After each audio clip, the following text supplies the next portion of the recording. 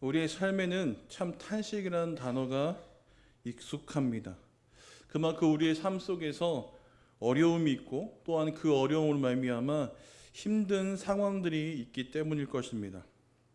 탄식이라는 단어는 한탄하면서 내쉬는 한숨을 의미하기도 합니다. 이러한 탄식이 우리가 삶 속에서 과연 어느 때 일어나게 될까요? 그래서 우리의 삶 속에서 우리가 세상사에 안 좋은 일들이 일어나거나 혹시나 자신이 처한 상황이 안 좋을 때 아마도 이와 같은 탄식이 나오게 될 것입니다. 그래서 이런 말들을 참 많이 사용합니다. 세상에서 안 좋은 일들이 있을 때 세상이 어찌 되려고 라고 이야기를 하며, 또한 자신의 상황에서 안 좋은 일들이 있으면 어찌하여서 왜 나에게 이런 일이 라고 하는 단어들을 사용하기도 할 것입니다. 오늘 성경에서도 보면 이러한 탄식의 장면들이 담겨져 있습니다. 이 시편 74편은 그 제목과 같은 것에 보면 아삽의 시라고도 이야기합니다. 이 아삽이라는 사람은 레인이었고 또한 다윗과 솔로몬 시대에 하나님을 찬양하는, 즉 성전에서 예배하고 찬양하는 사람들을 통솔하던 사람들 중에 하나였습니다. 그리고 그의 후손들은 대대로 하나님을 찬송하는 찬송 대원이기도 했습니다. 이러한 아삽은 총 12편의 시편을 지었고 그 시편들의 그 형식이나 내용들을 살펴보면 대부분 악인들의 악행고, 그리고 그로 인한 탄식, 그리고 깨달음을 통한 하나님을 향한 고백 등이 담겨져 있습니다. 구약에서 사용되는 이 탄식이라는 단어에 대해서 한번 알아보았습니다. 이 탄식이라는 단어는 크게 두 가지의 형태의 의미를 가지고 있는데요. 그것은 한탄이라는 것과 또한 울부짖음, 신음 등의 단어로 사용되었습니다. 자신의 처한 상황에 대해서 슬픔과 고통에 대한 그 한탄, 그리고 하나님을 향한 그 상황에 대해 부르짖음으로 이 탄식이라는 단어들이 사용된다는 것이죠. 이 탄식이라는 단어가 오늘 14편에 나오지 않습니다. 그러나 그 내용들을 살펴보면 아까 앞서 설명드렸던 것처럼 한탄, 그 지금 나에 놓여져 있는 이 상황에 대한 슬픔과 아픔, 그리고 그것에 대한 하나님을 향한 부르짖음의 내용들이 담겨져 있다는 것이죠. 이 74편은 바벨론에 의해서 성전이 파괴되고 그 후에 포로로 끌려간 다음에 지어진 시라고 볼 수 있습니다. 그리고 그런 상황 속에서 이 바벨론인들이 하나님을 조롱하고 또한 하나님의 성전을 파괴하는 이것들을 통하여서 하나님을 향해서 탄식하는 모습들을 볼 수 있습니다. 1절을 살펴보면 이 74장 1절에 보면 아삽은 하나님께서 어찌하여서 영원히 우리를 버리셨습니까? 라고 이야기합니다. 영원히 버리셨다라고 이야기하면서 그 앞에 어찌하여라는 단어를 사용하는데요. 즉 지금 자신의 처한 이 상황을 하나님께서 더욱더 강조하여 이야기하고 있습니다. 마치 하나님께서 우리를 버리셔서 이와 같은 상황에 놓여 있게 되었다라고 이야기를 하고 있는데요. 이러한 고통이 어느 때까지냐면 이 영원이라는 단어를 사용해서 계속해서 이 하나님의 버리심을 따른 이 고통과 어려움들이 어찌 해결될 방안, 그리고 보이지도 않는 그 막막함에 대한 구원의 희망에 대한 어떠한 소망도 보이지 않는 그 상태를 이야기해 주고 있습니다. 그러면서 이 2절의 말씀에 보면 그렇지만 하나님 그래도 회복하여 주십시오. 하나님께 버림받았지만 포로가 되어 있는 이스라엘 백성들, 그리고 폐허가 된 그 성읍과 성전들을 다시 회복시켜달라고 간구하고 있습니다. 그러면서 1절과 2절에 사용되는 이 표현들이 있는데 1절에 보면 주의 기르시는 양, 그리고 옛적부터 얻으신 주의 회중, 주의 기업의 지파 등등의 이 표현을 통하여서 이 하나님과 이 이스라엘 백성들의 관계에 대해서 하나님을 향해서 이야기합니다. 이러한 단어를 사용했던 것은 이스라엘 백성들이 누구냐면 하나님께서 사랑하시고 돌보시고 지키셨던 하나님의 백성이라는 것을 강조하고 있는데요. 하나님의 버리심을 따라 그리 당한 그 고통들을 통하여서 하나님, 우리가 그래도 하나님께서 사랑하셨고 하나님께서 돌보시고 하나님께서 지키셨던 그 하나님의 백성들입니다. 그러니 하나님 지금 이 상황과 시대를 회복하여 주십시오라고 이야기를 하는 겁니다. 출애굽 역사를 통해서 구속하시고 이 세상에서 유일하게 당신의 백성으로 삼으신 기업과 그리고 나라들, 그것에 대한 강조, 그리고 또한 시온산이라는 것을 통하여서 하나님께서 출애굽하여서 정착하여 살게 하신 곳, 그리고 성전을 짓게 하셔서 하나님과 교제케 하신 그곳을 강조하며 그곳이 다시 회복되기를 이야기하고 있다는 것이죠. 왜 그럴까요? 아삽은 아까도 말씀드렸지만 하나님을 예배하고 찬송하던 사람이었습니다.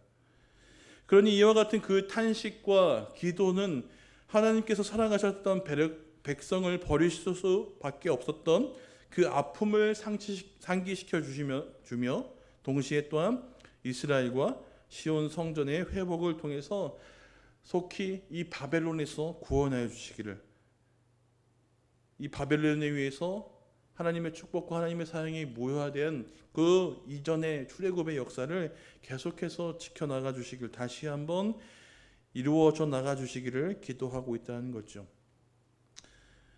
이와 같이 우리도 하나님의 성전이라고 이야기합니다. 그래서 우리는 우리의 삶 속에서 하나님과 계속해서 교제가 이루어지는 저희들이 되어야 한다는 것이죠. 그런데 그 성전이 무너졌다는 것은 하나님과 교제할 수 없는 상태가 되었다는 것을 이야기합니다. 만약 그것을 인식하지 못하고 살아가게 될 때는 결국은 우리는 어떠한 도움도, 어떠한 보호도 받지 못하고 무너져 버리고 또한 점령당하게 될 것입니다. 그렇기 때문에 우리는 수시로 우리의 상태, 즉 우리의 성전을 점검하여야 할 것입니다. 혹시나 내 삶 속에서 그리고 내 마음 속에서 이 무너져 있는 곳은 없나, 그것을 통하여서 하나님께 온전히 나아가지 못하고 있지는 않을까 하는 것들을 돌아보아야 한다는 것이죠. 아삽도 그가 하나님을 향해서 탄식하고 그 성전의 회복을 기도하였던 것은 이제 자신들이 포로로 끌려갔는데 하나님을 예배하고 찬양할 장소가 없고 또 하나님을 만날 수 있는 어떠한 방법들을 강구해 봐야 하는데 그것이 막막한 상태에 놓여 있다는 것이죠. 그러니 하나님을 향해서 기도하며 부르짖고 있다는 겁니다. 우리도 만약에 우리의 상태를 점검하였을 때 그와 같은 상황에 놓였다면 우리도 하나님을 향해서 부르짖고 탄식해야 한다는 겁니다. 그러면서 이제 우리가 3절부터 8절까지의 말씀을 보면 이 본격적으로 자신의 처한 상황에 대해서 하나님께 이제는 좀 더 상세하게 이야기해 주고 있습니다. 그러면서 3절에 말씀하기를 하나님의 성전이 영구히 파괴되었다라고 이야기합니다. 철저하게 파괴된 하나님의 성전에 하나님께서 발을 옮기셔서 서둘러 회복시켜 주기를 간구하고 있는데요.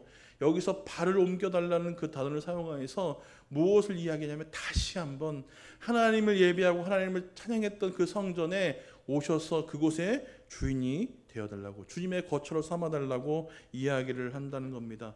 그리고 그곳을 더럽히고 그곳을 파괴하였던 그 원수들을 다 물리쳐 주셨음을 이야기합니다.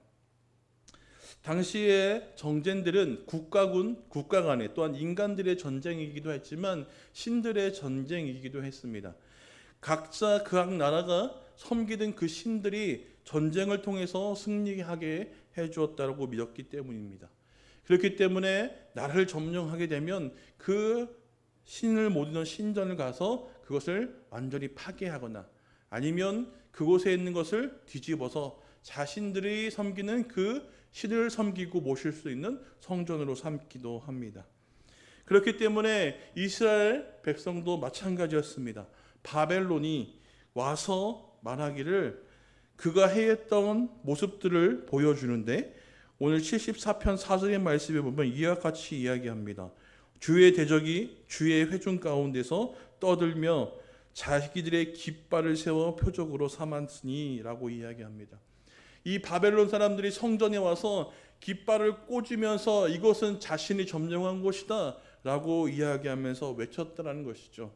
이 성전에 함락된 것도 문제가 되는데 그곳에 하나님을 섬기지 못하고 하나님을 대적하는 그들이 와서 그것을 더럽히고 조롱거리로 삼았다는 겁니다. 그리고 그들이 말하기를 5절에 이어서 뭐라고 얘기냐면 도끼로 그리고 철퇴로 나무를 베는 것과 같이 성전의 모든 하나님을 섬기는 그 기구들을 다 파괴하였는 그의 모습들을 봅니다. 또한 7절에 이어서 보면 주의 성소를 불사르며 주의 이름이 계신 곳을 더럽혀 땅에 엎었습니다 라고 얘기하는 거죠. 성전의 모든 것을 갈아엎고 하나님을 흔적들을 지워버린 그들의 모습들을 고발하고 있다는 것이죠. 그러면서 이 8절을 통하여서 그들의 마음도 이 아삽은 표현을 하는데 그들이 마음속으로 이르기를 우리가 그들의 진멸하고자 이 땅에 있는 하나님의 모든 회당을 불살랐나이다 라고 이야기합니다. 그들은 성전을 파괴한 것도 모자라 하나님을 섬기고 하나님을 예배하고 기도하였던 그 회당, 그 이스라엘 땅에 있는 모든 곳을 다 불살라 버렸다라고 이야기합니다. 왜요? 그들이 믿는 신을 그들이 이겼다라고 생각하기 때문이라는 거죠. 그것을 보여주고 그것을 나타내는 그들의 만행들을 이 아삽은 시를 통해서 표현하고 있다는 겁니다. 그래서 하나님을 찬송하며 예배하던 자였던 아삽은 대적들이 성전을 파괴하고 승리의 표적으로 깃발을 꽂았던 그 상황 속에서도 하나님이 다시 구원의 표적이나 그리고 그 어떤 선지자를 통하여서 회복시키겠다라는 말씀을 하지 않음에 탄식합니다. 즉 이것은 무엇이냐면 지금 내 상황 그리고 하나님의 성전이 더럽혀져 있는데 그 어떤 것으로도 그것이 다시 회복되겠다라는 그 어떤 메시지나 그 어떤 모양새도 보이지 않다라는 것을 이야기해 줍니다. 심지어 그가 표현하기를 뭐라고 표현하냐면 어찌하여 하나님 잠잠하고 계시냐는 겁니까? 하나님의 대적들이 하나님을 예배하는 그 성전을 더럽히고 있는데 어찌하여서 가만 지켜보고만 계십니까? 라고 탄식한다는 것이죠. 그러나 이 탄식에 우리가 살펴보면 아삽은 하나님을 원망하지는 않습니다. 그가 가장 하나님을 향해서 탄식하면서 이와 같은 상황들을 세세하게 이야기했던 이유는 무엇이냐면 하나님을 찬양하고 예배하던 그가 하나님이 조롱거리로 되어버린 것의 상황이 너무나 가슴 아팠기 때문입니다. 다시는 예배할 수 없는 상황, 그리고 하나님을 섬길 수 없는 상황, 하나님을 찬양하고 예배하고 싶어도 쉽게 되지 않는 상황, 그리고 그 성전이 무너져감을 지켜볼 수밖에 없었던 그 자신의 모습들, 그리고 하나님을 향하여 조롱하며 하나님을 무시하는 그 모습들이 너무나 안타까웠다는 것이죠. 그래서 아삽은 나아가서 하나님께 이와 같이 이야기한 겁니다. 하나님 왜 이와 같은 상황이 우리에게 닥쳐져 왔습니까? 이 같은 상황이 펼쳐져 있으면서도 하나님 왜 가만히 계십니까? 라고 이야기하는 것이죠. 그러나 이것은 하나님을 향한 원망이 아니었다는 겁니다.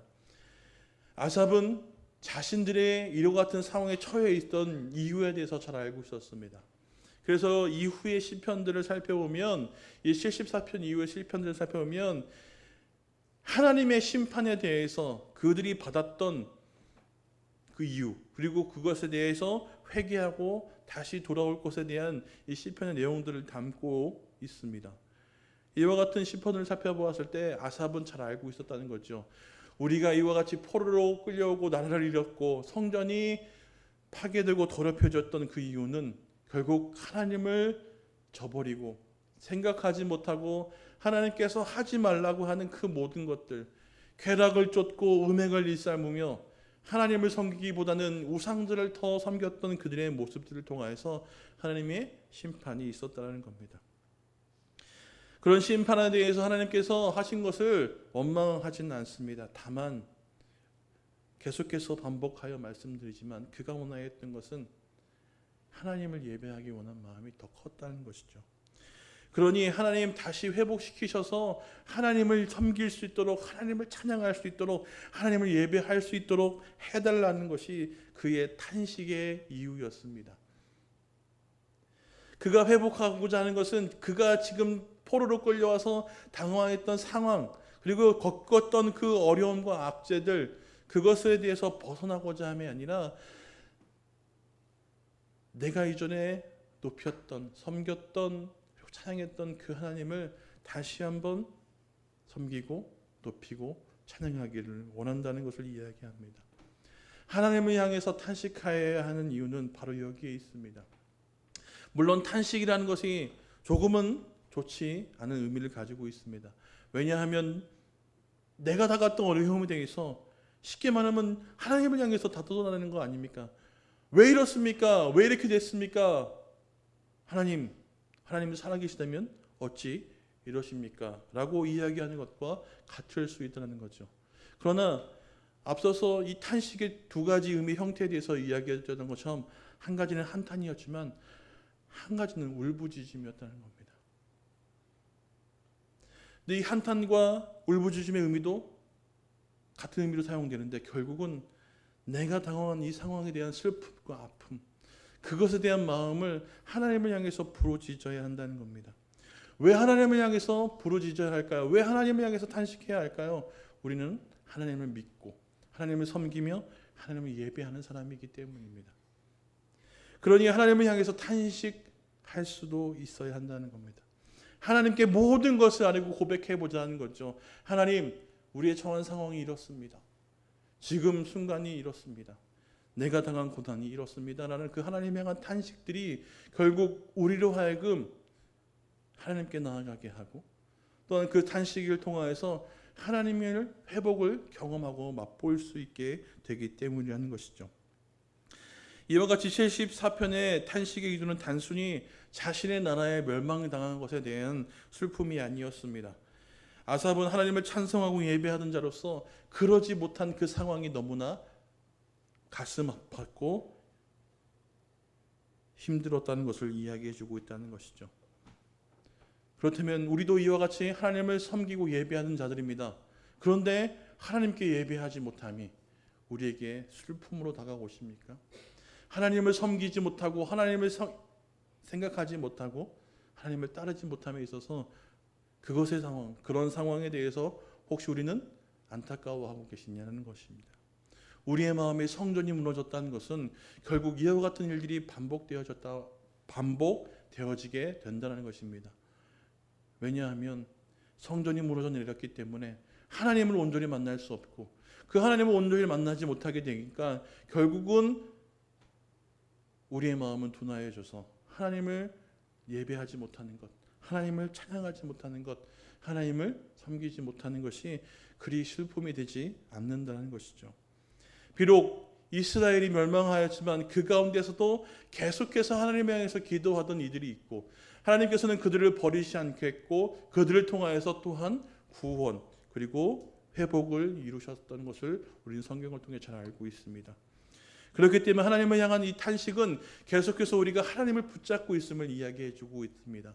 내 마음에 무너진 것을 통하여서 과연 그것이 슬픔을 다가오지 않을 때 우리는 하나님을 향해서 물어야 할 것입니다. 우리의 상태를 점검하고 하나님 이러한 상황에 놓여 있습니다. 그러니 하나님 내가 하나님을 섬길 수 있도록 하나님을 예배할 수 있도록 하나님을 향해 부르짖어야 한다는 것이죠.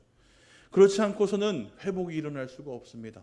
무너진 성전을 다시 쌓을 수 없게 된다는 것이죠. 우리는 하나님을 예배한 하나님의 성전, 예배 초소입니다. 그곳이 무너진 것은 영적으로 무너진 것인데 우리의 힘으로는 그것이 온전히 회복되지를 못한다는 것이죠. 그렇기 때문에 그것을 회복시키시고 다시 세울 수 있는 하나님을 향해서 나아가야 한다는 것을 이야기합니다. 마태복음 5장에 보면 팔복에 관한 이야기가 나옵니다. 그 중에 4절에 보면 애통하는 자에 대해서 나오는데 그 말씀 보면 이렇게 얘기합니다. 애통하는 자는 복이 있나니 저가 위로를 받을 것이며 라고 이야기를 해줍니다. 여기서 애통하는 것은 하나님과 인간 사이에 이 죄에 대한 철저한 슬픔 그리고 그것에 대한 회개에 관해서 이야기를 하는 겁니다. 그렇게 되었을 때 하나님께서는 그를 위로해 주신다고 하는데 결국 그것을 재사함을 받게 될 것이라는 것에 대한 의미를 이야기해 주고 있다는 것이죠. 제가 이 애통하는 자에 대해서 이야기를 드렸던 것은 결국 무엇이냐면 우리가 하나님을 향해서 이 철저한 우리의 마음의 회복에 그리고 하나님께 온전히 나아가지 못함에 대해서 슬픔을 가지고 있어야 한다는 겁니다. 하나님을 예배하지 못했어. 그럴 수 있어가 아니라는 거죠. 하나님의 말씀을 듣지 못했어. 그럴 수 있어가 아니라는 겁니다. 하나님께 예배로 나오고 하나님의 말씀을 들으러 나왔는데 하나님의 말씀이 내게 깨달음이 다가오지 않아. 그럴 수 있어 라는 것은 안 된다는 것이죠. 물론 저가 더욱더 열심히 준비해서 더욱더 하나님의 온전한 뜻을 전달할 수 있어야 하기는 하겠지만 우리의 마음이 하나님의 뜻을 알기를 바라지 않고 그것이 되지 않았음에 아무런 감정도 느끼지 않는다면 되지 않는다는 것을 이야기해 주고 있습니다. 그러니 하나님을 향해서 탄식할 수 있다는 것은 결국 내가 하나님의 뜻대로 하나님의 바라심대로 계속 살기를 원하고 있다는 상태의 이야기를 하는 것과 같습니다. 비록 좋지 않은 내 상황에 처해 있는 어떤 불평을 이야기하는 것 같은 것 같지만 결국 탄식을 하나님을 향해서 한다는 것은 하나님, 내가 하나님을 이렇게 섬기기를 원하고 하나님의 말씀을 이렇게 따르기를 원하고 하나님께 순종하기를 원하는데 내 상황이 여의치 않습니다. 하나님의 말씀을 듣고 깨닫기를 원하는데 하나님의 말씀을 들으러 예배하러 나오고 그 말씀을 들었는데도 은혜가 되지 않습니다. 라는 것을 통하여서 슬픔하고 애통하는 마음이 있어야 한다는 것이죠. 그렇게 하나님을 붙들고 애통할 때, 즉 탄식할 때 하나님께서는 위로해 주신다는 겁니다. 그것을 통해서 회복하게 하시고 더욱더 하나님을 잘 섬기고 예배할 수 있도록 해준다는 것이죠. 그래서 우리는 하나님을 향해 탄식해야 합니다. 우리의 상황을 통해서 이야기하는 그 모든 이야기들은 하나님께서 분명히 들으시고 응답하신다는 것이죠. 이처럼 하나님을 향해 탄식하는 것을 통하여서 우리의 삶을 돌아봐야 할 것입니다. 내 마음에 무너져 있는 것은 없는지, 하나님을 옹기 섬기는 것에 방해되는 것은 없는지 그것을 돌아보고 다시 한번 하나님께 나와 하나님을 찾고 간절히 바라야 합니다. 그래서 그 상황을 뒤집어 엎는 무너진 성전을 다시 세우는 그 회복을 맛보아야 할 것입니다. 그래서 하나님을 높여드리는 성전으로서 삶을 온전히 살아갈 때 우리가 하나님의 기쁨이 될 수 있고 또한 그 가운데 하나님과 함께함으로 하나님께서 더해주신 은혜와 기쁨들을 맛볼 수 있는 저희가 될 것입니다. 그렇기 때문에 우리의 무너진 모든 것을 통하여서 깨달게 되시고 인식하게 되셔서 하나님을 향해 탄식하시고 그 탄식함으로 하나님의 회복하심을 경험하시고 다시 한번 더욱더 하나님을 높이며 찬양할 수 있는 우리 모두가 되기를 주님의 이름으로 축원드립니다. 기도하겠습니다.